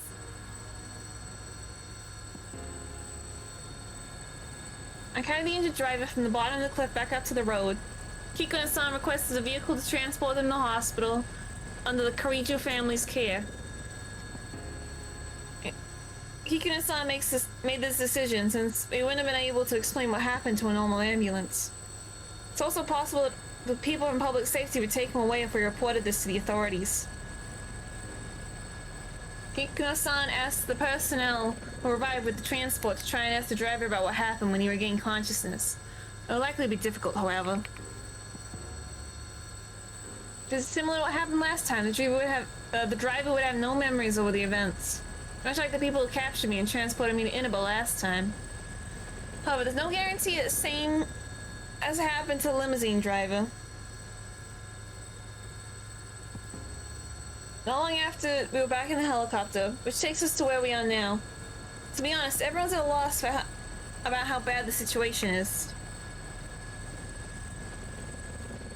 Genkun tries to change the topic in an attempt to divert us from our worries. It's amazing that you know how to pilot a helicopter, Kikuno-san. I heard that it's hard to hover in the mountains. Did you train for that? Only a couple of years ago, but I have taken part in an assault operation involving a helicopter. You were in an assault with a helicopter? Where? Just a high school dormitory. Huh? Huh? Oh yeah, I remember that. I decided to learn how to pilot in the event that if someone attempted the same move, I would be able to respond properly. I'm trying to remember what event that is from the top of my head. I do know that she is also a character in a drama CD, so it might be that. My understanding has been renewed. It seems that being a maid is a very serious and very difficult occupation. Oh, damn. Well, I finally got in touch with Junpei. I don't know why, but he's already at Yaso Inaba Station, so I told him to stay there. In any case, we should head to Inaba too. We might find some kind of clue there. Mitsuru-san's group had gone missing before sunset. It's almost midnight now. Whoever did this must be the same person who kidnapped Labra-san. It's unthinkable anyone else would be able to do that. The question is what he intends to accomplish by kidnapping them. Genkun flips through the reports on the events of the case up till now, seemingly lost in thought. What is to be gained by kidnapping Mitsuru-san this time? At that moment, heavy static filters across the video displays within the helicopter. Play midnight tenor static sound. The strong wind Can't believe while it. the weak disappear. Tonight, we will witness the hottest battles in all history. The goddess of victory is waiting to descend upon the ring. P1 fans, are you ready? Are you ready? Time to let loose an all-out war! The contestants in the previous You don't have to see this one as 10 million times because it's not like the other stories. Getting withdrawal. These warriors will create another legend here at the world-shattering P1 ring! These are battles of honor, battles of will. Sparks will fly. Some fight for pride, some fight for glory. Will this be decided by pure muscle, or will a battle of wits determine the outcome?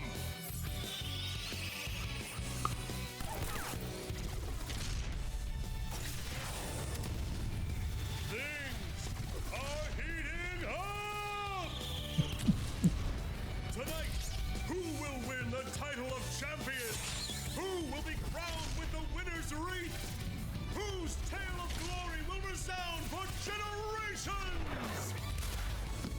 remains are the dreams of the warriors. As the Grand Prix plunges into its final chapter, the P1 climax is... barely getting started!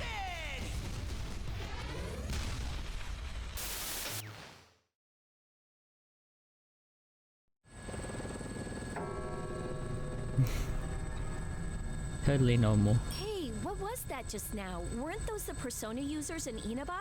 It showed Mitsuru-senpai and the others, too. I read the case records. If I recall correctly, was that the Midnight Channel that was being broadcast in Inaba? I was on it too, but it wasn't like that last time. Oh, it's an helicopter. I'm really confused. Who would want to broadcast something like that? And why? P1 Climax. It's obviously a continuation of the fighting tournament. Suddenly the monitor switches to another feed. That was a minute channel noises. Have you been well, Lobby-chan? General Teddy? But I thought I already... General Teddy. In the recent P1 Grand Prix, the one calling itself General Teddy turned out to be my own shadow. I accepted my shadow and gained the power to use a persona. If he's on the screen again, then General Teddy ignores my confusion and continues. There's no way I'd go away so easily. I mean, a P1 without me is like a tuna sandwich without the tuna. He can hear us? Isn't he that weird Persona user named Teddy? No, he must be the General Teddy who hosted the fighting tournament last time. The record said he'd been eliminated, though. General Teddy, where did you take Mitsuru-san and the others? If you don't give us a good answer, you're gonna pay! It's past your bedtime, Cubby. If you're gonna keep giving me lip, I'm not going to explain anything. Explain? That's right. I mean, the three of you are very important guest stars in the P1 Climax, after all. So you'll participate, of course, right? What? What are you after? If you value the lives of the hostages, you yapping pup, you don't have any choice but to participate. Huh? The P1 Climax! It's the end of the world! One-on-one deathmatch that's worthy of the name Climax! And best of all, if you don't win the one-on-one tournament to the finish within the hour, the world will end! No punches pulled this time! I'll make myself clear so that no one misunderstands. This will not be taking place within the TV world. I just realized the extra shadow voice is the being that is with show. If you can hear it. It will, in fact, take place in the reality which you occupy. Enjoy it while you can. Alrighty then. Time to show off how that special stage is going. The video feed switches to something else.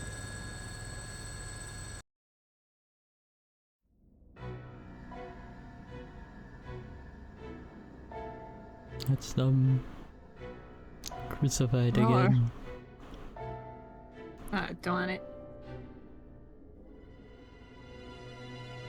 Don't you hate it when you get crucified? No, that a common occurrence. Was that Mitsuru-senpai? Sonata-san, Aiga-san, and Fuka-san too! What will be the fate of our captured queen and her loyal minions? Oh, and this is a no-fly zone. We don't have any room in the parking lot for that thing, so you better start walking to the battleground. As a little incentive, Persona! Kintoki Doji! Throw him a tomahawk!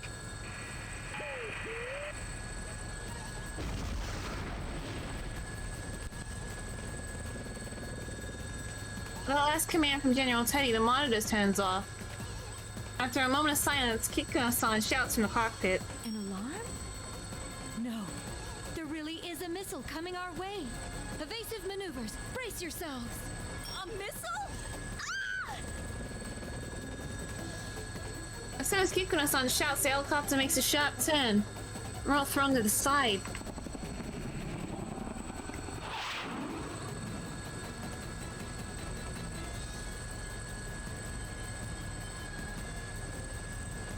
There's a deafening roar and the helicopter shakes madly but recovers. Are we hit? It barely missed, but there's a good chance that it will still detonate. It exploded! Wait, it's a firework?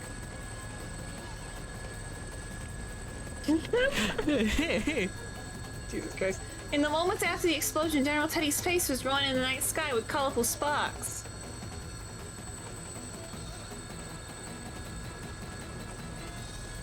I even managed to capture his image, taunting us with his tongue sticking out. He obviously missed on purpose. It was most likely fired from the direction of Inaba. That is not funny at all! Is he trying to start a war or something? Wait, what is that? There's something in the distance. It's huge! Kai-san points towards the shape of a gigantic building stretching towards the sky. Something red is writhing around that bizarre structure, trying to envelop the town below it. It's red fog? I'll zoom in.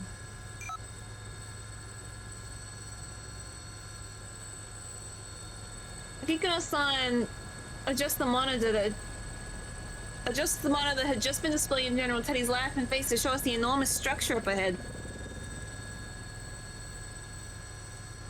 I notice Yukari-san and Ken-kun both tense up when they catch sight of it. No way. This is just like Tartarus. Searching data for Tartarus. Results found. A labyrinth that only appears during the dark hour, and a breeding ground for shadows. It's also the place where a powerful being was going to descend upon the world to bring about destruction. The documents in my hand have a page dedicated to it as well. What I read there confounds me. 3 years ago, when Mitsuru-san and her companions were in high school, something happened there. All I can gather is they fought desperately in a town called Tartarus that resembles the one outside. As the red fog grows thicker, the building that Ken-kun and Yukari-san referred to as Tartarus begins to disappear from our view. I'm sorry to do this, but I have to withdraw before we're shot down. But we've come so far! If they fire another one at us, I won't be able to dodge again. Even if it's only a firework, a direct hit can still bring us down. Hold on, Kikuno-san. Can you drop low enough somewhere so we can get out? There's no way. If we land, we'll be sitting ducks. No, once we're out, you'll get out of here. You don't need to land. What are you saying? Please, do it! Don't worry. Remember, General Teddy asked us to come on foot. We'll manage somehow. Understood. I'm looking for a landing site. There appears to be a large shopping center nearby. While dodging explosions from the missiles flying mercilessly towards us, the helicopter nosedives, plunging us towards the ground as we move closer to Inaba. Labra-san, please take this. It may be of use.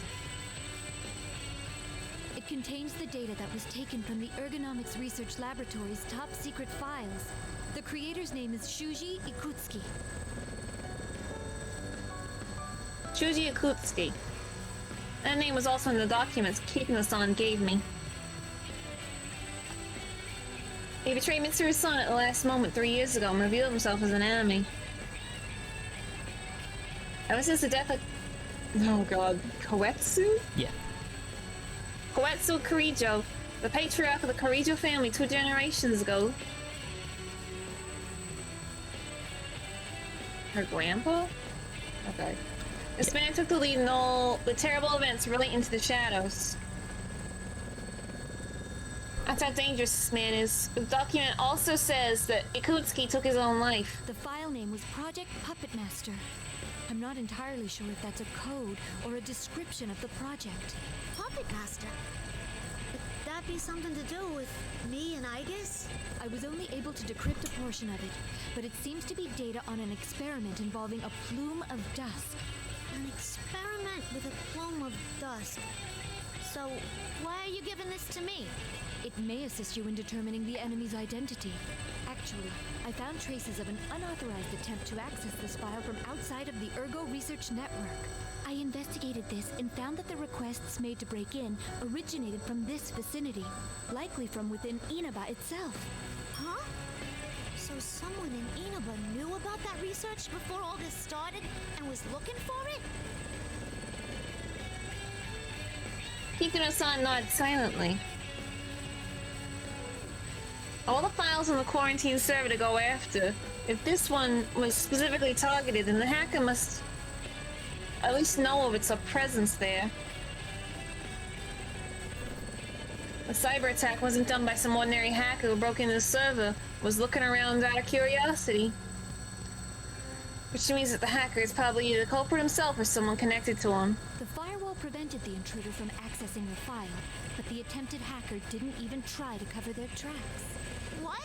Who would do this? Didn't even attempt to cover access to the server. Could that mean that they wanted someone to know about the existence of this file, even if they failed to access it? Doesn't make much sense. Putting aside whatever doubts we have, Kikuno-san continues on. It was only in fragments, but the name Sho Minazuki appears many times in those files. Who is he? Sho Minazuki. I don't know that name. Could possibly be the culprit. At the very least, there's no mistake that this person is deeply related to the case. I'll contact you once we crack the encryption, but in case it becomes difficult to transfer the data to you, I'll give you a copy. Then I'll download that data into myself and take a look at the parts that you've managed to decrypt. That would be for the best. Gotcha. Thanks. Kikuno hands me a memory card. I insert it into my memory slot and save the data on it into my internal memory. Just as Kikuno-san says, most of it is experiment records. One file remains that cannot be read. Project Puppet Master. It's in that file. We'll be over at Junes Shopping Center in a moment. Everyone, prepare to disembark. Hold on, over there. Isn't there someone on the rooftop? We all peer into the distance. Beyond the haze of the red fog is Inaba's largest shopping center. My search reveals that the place belongs to a chain named Junes. A blurry figure can vaguely be seen on the roof. Yuka? What the fuck is he doing on our roof? For a moment, I think it's someone I know well, but the height and the physique, the shape on the roof don't resemble anyone I know. Ken-kun raises a pair of binoculars in an attempt to make out the figure's face. What the fuck? That's impossible! What the fuck? I thought they were gonna do something with him. Like how they brought back Akechi. I saw you dead! Okay, we're not in evil therapist realm though. We're in the red fog. That's not evil therapist hell. Huh? The red fog wrong? can't bring people back to life. These are only from his memories, remember? This is all allusions to him. Like, this is from his mind. I can't believe he spends a considerable amount of time just making up like little puppet dolls of the dad who hates her. Yeah. It's Ikutsuki. Huh? No way! I think she's taking a whole new level. I hate saying his name in her accent. Shuji Ikutsuki? The name leaves me at a loss for words. Perhaps he's mistaken. Over the side of the helicopter with a strong gust of wind blows in. Ah, fuck! I have a really long ponytail, god damn it! I ignore the wind and lean out to get a better look at the person on the roof. And that's how I died. The helicopter suddenly attacked from an unexpected direction and the vehicle sways alarmingly. That wasn't another missile. That was a bitch! When I look again, I see another shape standing near the figure on the rooftop. I knew it. We're under attack by a persona. That doesn't make sense. From the records, Shuji Ikutsuki was never able to use a persona. Is that man on the roof truly a Ikutsuki person? The enemy's preparing for another attack. Incoming! Before I can raise an objection, Yukari-san fixes her eyes on the enemy and draws her evoker. As expected from someone who had to be in actual combat for a whole year, she's quick to act. Little persona! Yukari-san's finger flexes around the trigger of her evoker. The instant before she pulls it,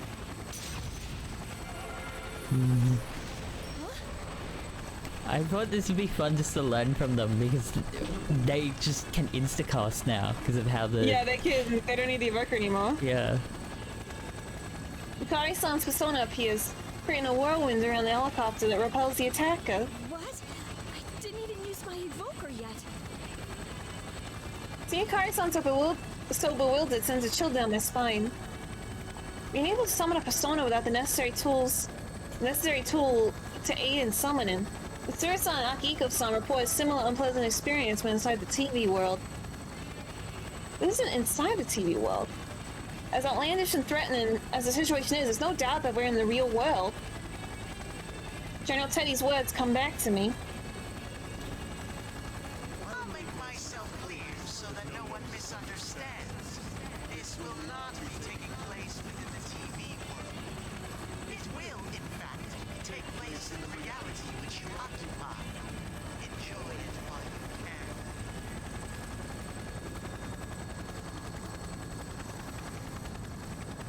Tell me, this fog that's enveloping the town is the same fog on the other side of the TV? This is what was that? A new voice suddenly reaches my ears. Who was that? Look around bewildered. I look around in bewilderment. Anyone actually talk? Am I hearing things? Ken-kun's shout snaps me out of my thoughts. Yukari-san, he's winding up for another one. We're getting off, Koromaru.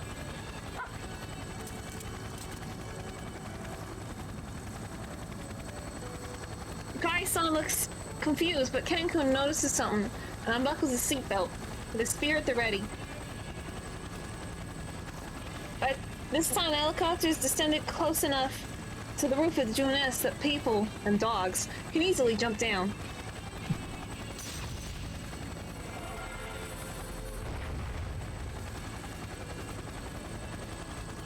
Koromaru-san growls and another persona appears.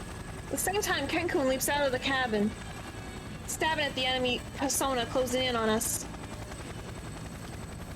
Koromaru-san's persona and Ken's spear both hit the attacking enemy at the same time, and Ken-kun drops onto the roof unarmed. It seems you're always taking on the responsibility of saving others, Yukari-san. Seriously, it's like, again, really? But I'll take this one. After all, I save the world on a weekly basis. Koromaru-san and Yukari-san drop out of the helicopter and nimbly land on the roof. Amazing, their combat abilities equal those of weapons like me or Aegis. Even though they are secondary members of the Shadow Operatives, used only in times of emergency, it seems as if they've been on the team this entire time. I quickly ready my axe and follow them. Yukari-san, everyone, please, save Lady Mitsuru. Oh, she's down bad. I can't believe it.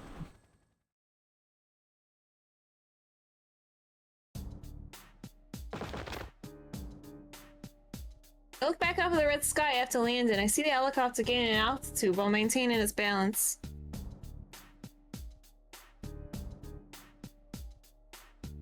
Thanks to Kikuno-san's desperate resolve and her piloting skills, we managed to safely reach Inaba. I check my surroundings once more while praying for Kikuno's safety.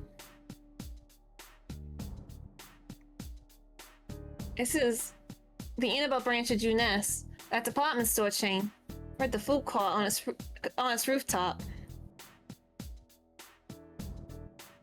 Normally there'll be plenty of people here, but given the current situation, it's obviously deserted. Where did he go? Koromaru's not happy. Ken-kun raises his spear and tries to peer into the fog, making visibility such a problem. I look around, ready for battle as well. Whoever attacked us should be nearby.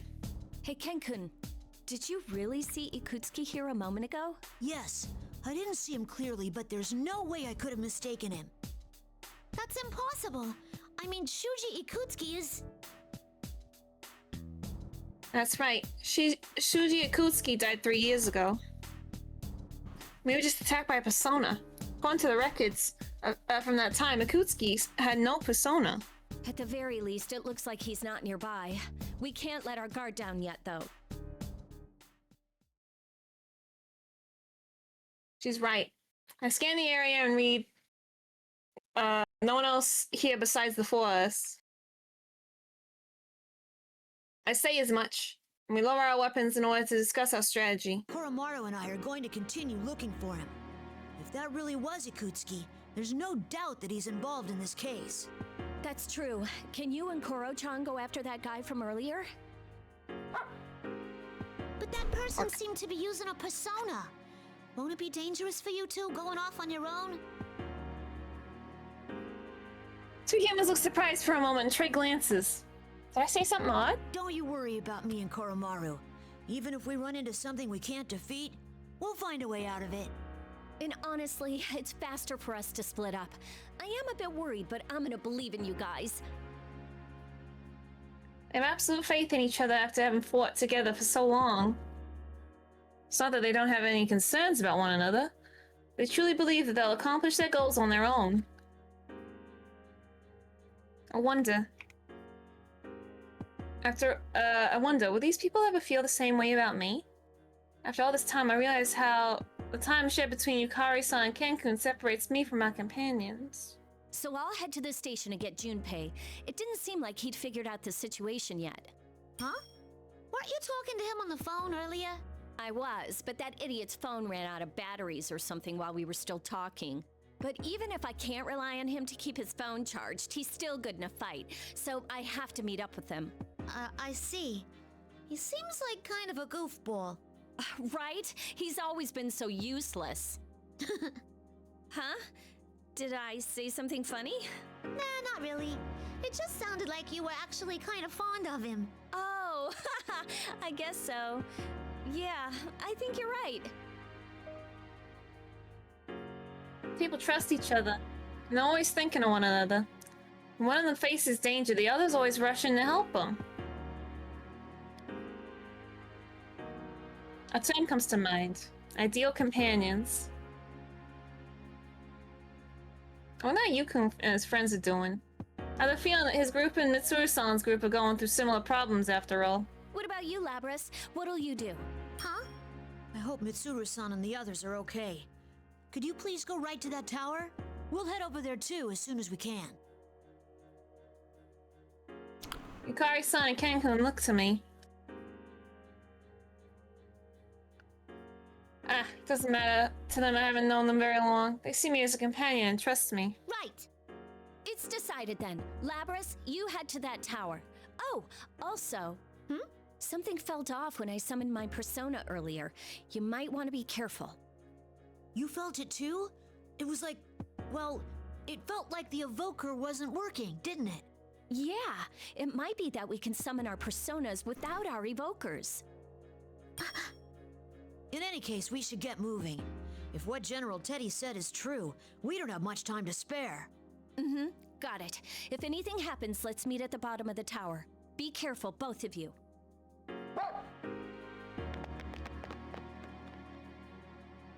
Yukari-san and I leave Ken-kun on the roof and head for the stairs. She and I split up not long after, all of us firmly believing that we'll see each other safely once more. Wait for us, Mitsuru-san. I ran my full speed and turned my eyes towards the Lumen Tower. I will rescue her. It's been so long since we had a fight. It's so interesting for this. We continued. We continued. What story did we go through? Not much. Not much. Jesus, that was, oh my god. Stop scrolling, go away. I don't want to think I can about show it. you the smaller one. No, I don't want to think about it, Dutch. You get him out of here. Get him out of here! Disturbing nubbies. Back in prison with you! I thought about it and then I'm like, I'm actually really tired. I woke up and I was like, I'm really tired, but I have to go. I have to go to Dave, get this thing. So I'm way more tired than what I should be. Surprised I'm actually go. But I think seeing how long chapter 3's been going, I feel like Junpei's gonna be a bit longer than I want. I'm very tired. So I'm being kicked in and I'm just tired now. But it was very eventful. God, was it? Dream here. Goodbye, Sweeb! Yeah, very fun. I mean, it's fun to know like the other side of the story and get more chaos learned. But yes, thank you all for watching. I hope you enjoyed and hope to see you next time. Goodbye!